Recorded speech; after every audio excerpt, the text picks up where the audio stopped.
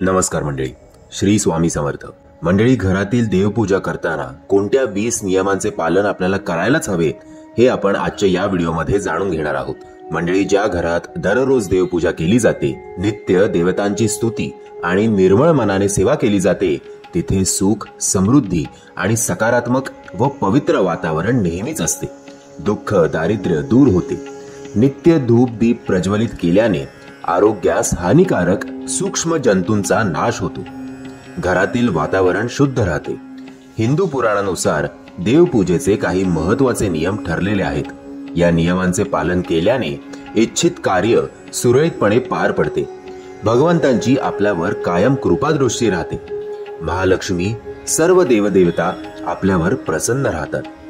मंडळी, पूजा करताना हे 20 नियम आवर्जून लक्षात ठेवावे.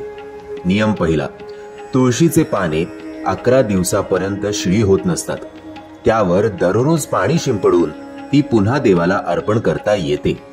नियम नंबर 2, दिवा नेहमी परमेश्वराच्या मूर्तीसमोर ठेवला पाहिजे. तुपाच्या दिव्यासाठी सफेद कापसाची वात लावावी आणि तेलाच्या दिव्यासाठी लाल धाग्याची वात लावावी.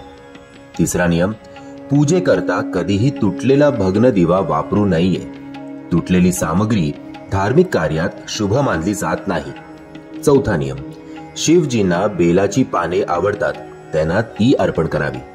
नियम 5वा, कोणत्याही पूजेच्या वेळी आपल्या स्व इच्छेने देवाला दक्षिणा ही हक्काने द्यावी. दक्षिणा देताना स्वतःचे दोष दूर करण्याचा संकल्प केला पाहिजे. निर्मळ आणि निष्पाप मनाने केलेले दान हे अर्थातच श्रेष्ठ दान असते. ईश्वर आपल्या सर्व मनोकामना नक्की पूर्ण करतो. नियम 6वा, प्रत्येक पूजेमध्ये तांदळाला अतिशय महत्वाचे स्थान आहे. पूजेसाठी अखंड तांदूळ वापरावे. तुकडे झालेले तांदूळ वापरू नये. हळदीचे पाणी करून त्यात तांदूळ पिवळे करून मग ते अर्पण केलेले अत्यंत शुभ मानले जाते. नेहमी पिवळे तांदूळच पूजेसाठी वापरावे. 7वा नियम, विडीची पाने देखील पूजेसाठी अवश्य ठेवावी. वेलची, लवंग, गुलकंद इत्यादी पानात टाकून जर पान तयार केलेले असेल तर उत्तमच. पूजेच्या मध्यभागी दिवा मध्येच विझू नये याकडे विशेष लक्ष द्यावे. जर तसे झाले तर पूजेचे पूर्ण फळ मिळत नाही. 8वा नियम, कोणत्याही देवाला पूजा, ध्यान, आसन, स्नान, धूप दीप, अक्षता, कुमकुम, चंदन, फुले, प्रसाद इत्यादींना आमंत्रित करणे आवश्यक आहे. नियम 9वा, भगवान शिव यांना हळद अर्पण करू नये आणि शंखाने सुद्धा जल अर्पण करू नये.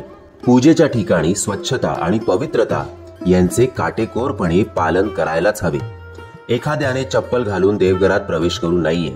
चामड्याची कोणतीही वस्तू पूजा करताना जवळ बाळगू नये. पूजा घर नेहमी स्वच्छ ठेवावे. म्हणतात ना, हात फिरे तिथे लक्ष्मी बसे.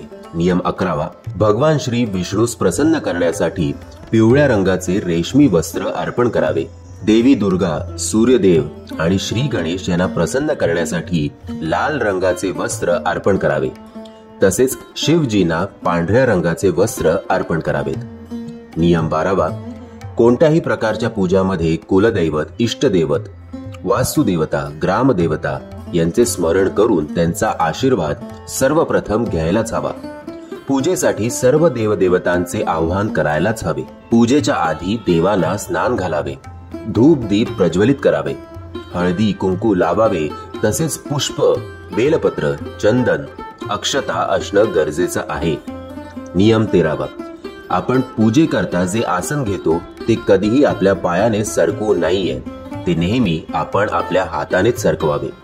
14वा नियम, आपण दररोज तुपाचे निरंजन लावावे. त्यामुळे घरातील सर्व वास्तुदोष आणि नकारात्मक ऊर्जा दूर होते.